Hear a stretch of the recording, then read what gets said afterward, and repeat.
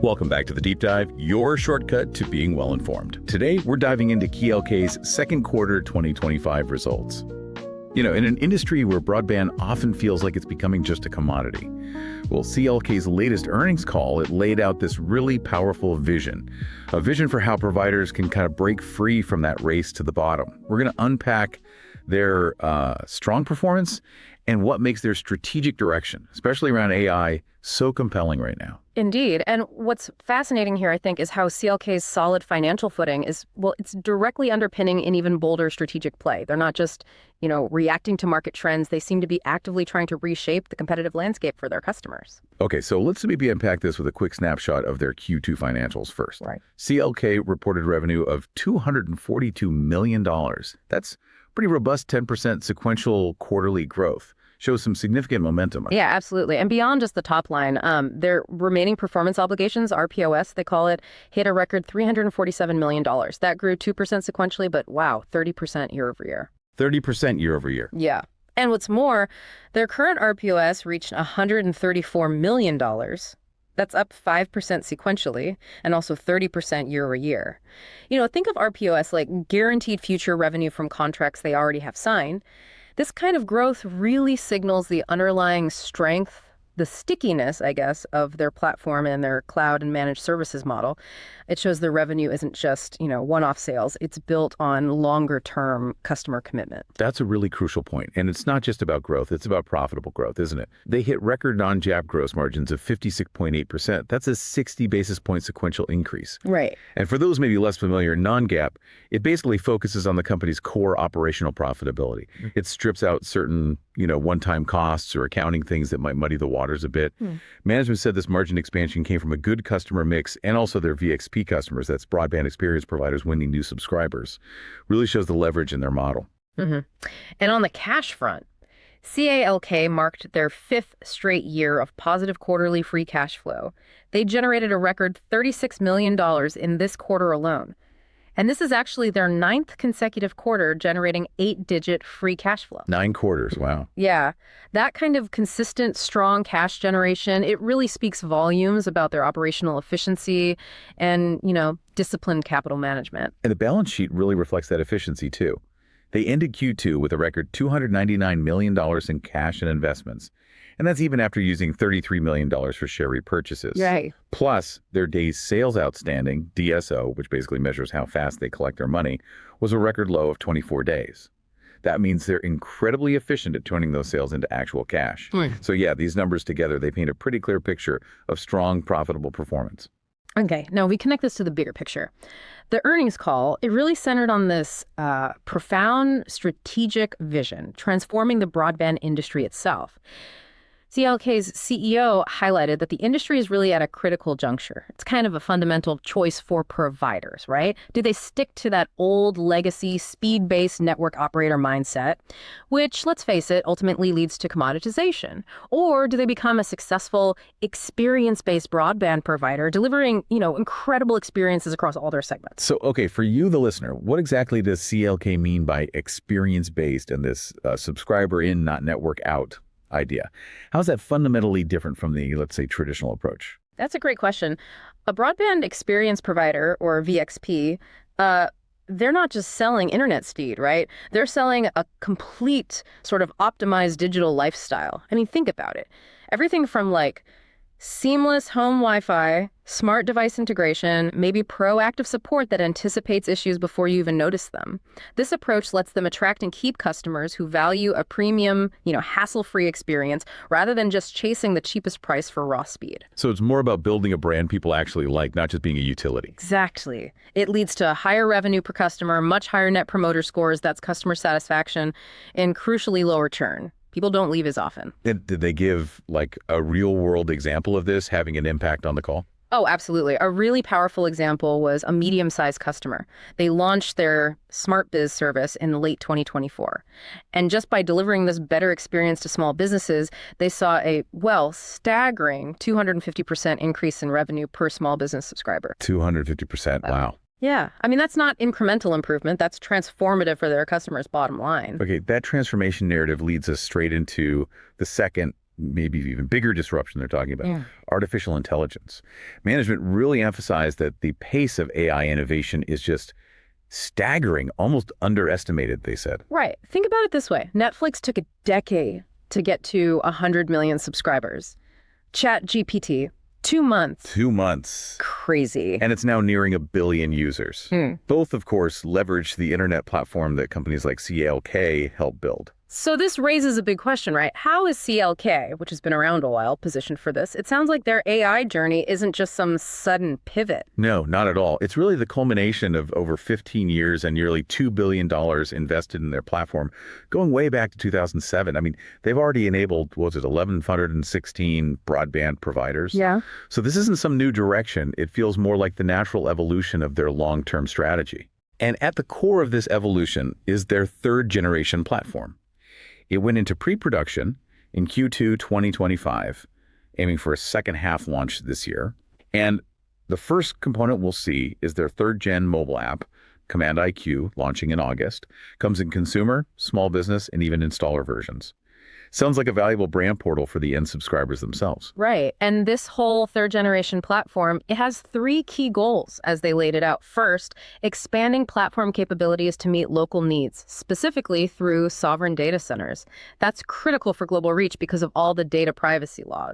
Right. Data sovereignty. Second, getting the ability to serve really large customers with private clouds. That's a segment they haven't really gone after deeply before. Okay. And the third goal. And the third, and maybe the most impactful one, is evolving their platform architecture to speed up capabilities using agentic AI across all their solutions. This isn't just about giving success advice anymore like they used to. Now it's about providing success advice enabled through execution capacity. They use this phrase, a legion of CLK AI agents. Okay, hang on. For those of us maybe not deep AI specialists, agentic AI, what does that actually mean in practice for CLK's customers? Like, what does it do? Right. Think of agentic AI not just as like simple automation. It's more like a sophisticated system that can make decisions and execute complex tasks on its own. Almost like having a dedicated team of virtual specialists working for their customers. Okay. This agentic AI, it acts as a genuine force multiplier. And it directly tackles a major headache for broadband providers' capacity, or lack thereof. For instance, broadband providers often miss out on these high ARPU campaigns, things like offering outdoor Wi-Fi, which could add $10, $50 per subscriber per month. They miss out simply because they don't have the marketing people or the installers available to actually do it. Right, they just don't have the bandwidth, literally and figuratively. Exactly. So ALK's agentic AI aims to automate pretty much everything from microsegmentation, figuring out who's likely to buy, running social media ads, executing the whole campaign. It means instead of, say, okay, just advising a provider, hey, you should run this campaign, their AI can actually execute that campaign end to end. Wow. Okay, so for their customers, this translates directly into what? Moving faster, winning more subscribers, selling at higher average revenue per user, ARPU, through higher attach rates, cross-selling, upselling, all that good stuff. Precisely. And it's a powerful model because CALK's business fundamentally is designed so they make money when their customers make money. It's a really symbiotic relationship. So like a true partnership model then. Yeah. Their CEO even shared this anecdote, about private equity firms looking at legacy businesses, injecting AI and creating these massive multiplying impacts, finding previously undervalued assets. And that aligns perfectly with CLK's own 15-year thesis, that broadband is this undervalued, inelastic business with just huge monetization potential waiting to be unlocked. CLK is really evolving into, an AI as a service platform company. Okay, let's shift gears slightly back to some financial nuances. We heard about that strong RPOS growth earlier, but it's important to understand how RPOS works for CLK, right? It only reflects the minimum contract amounts. Exactly. So say a customer signs up for a minimum of, 1,000 subscribers. That's the guarantee in RPOS. But if they quickly grow to 1,500 subscribers, those extra 500 subscriptions immediately boost CLK's revenue month to month. But the official minimum obligation in RPOS, it won't actually reflect that higher number until the contract gets renewed or renegotiated. Okay. So that explains why you can see really strong revenue growth, even if RPOS maybe looks a bit more stable quarter to quarter. It's kind of lumpy by nature. And they said Q2's revenue acceleration specifically was driven by the appliance side and some new footprint wins. That's right. And that record, 56.8% non-GAAP gross margin we talked about, that's directly tied to more customers adopting the platform and, again, that favorable customer mix. They actually anticipate annual gross margin improvement trending towards the higher end of their target model, which is 100, 200 basis points per year. That kind of consistent improvement signals really strong operational leverage in their business as the platform scales. Okay, looking ahead then. Guidance for Q3 2025. CALX's outlook is revenue between $243 million and $249 million. At the midpoint, that's about a 2% sequential increase. Non-GAAP gross margin expected to tick up slightly. Operating expenses, they'll see a slight increase, mainly due to sales and marketing investments. But importantly, they expect OpEx to keep declining as a percentage of revenue as the top line grows. Right. And their R&D spend is smartly linked to 29% of gross profit, which kind of aligns investment directly with profitable growth. Makes sense. And for 2026, any hints there? Yeah, management expects to drive low double-digit top-line growth next year, with continued improvement in both margin and cash flow. So that consistent guidance, it really reinforces their confidence in the long-term strategy and the impact they expect from this new platform. All right, now on to maybe one of the most exciting long-term signals, the expansion of their total addressable market, or TAM. Agentic AI won't just help CALX's existing customers grow faster, right? They're saying it also enables growth in totally new segments, things like multi-dwelling units, MDUs, and medium-sized businesses. Yeah, and the third-gen platform also significantly removes those geographic constraints we mentioned. Data sovereignty, privacy rules. Those have historically limited their international reach.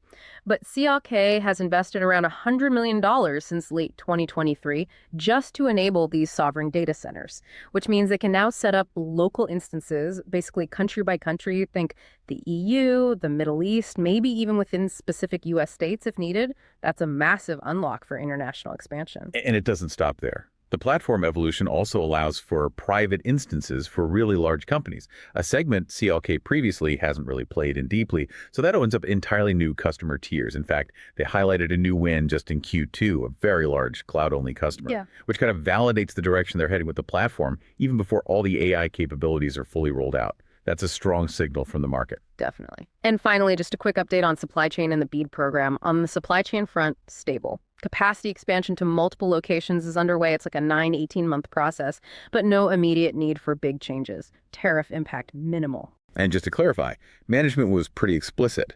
There were no pull forwards from customers, right? They work closely with customers on inventory management to meet demand. They're not just pushing inventory out the door early. Correct. As for the BEAD program, that big U.S. initiative to expand broadband access, well, no significant update there. It's still kind of in flux because of state-level rebidding processes. Importantly, it's not factored into CALX's current numbers at all, but it's widely seen as this long-term bipartisan program that will eventually materialize. And when it does, the expectation is it'll actually be larger than people anticipated. So significant future opportunity down the road. Okay. So putting this all together, what might this mean for investors looking ahead? CALX is clearly positioning itself as this critical enabler, right? Helping broadband providers avoid just becoming a commodity, helping them thrive in this experience-based future with agentic AI as the core differentiator. This whole narrative suggests a significant competitive edge, not just for CALX itself, but for their customers too. Yeah, and the company's explicit shift towards being an AI as a service platform company, that could be a really significant re-rating event for its valuation.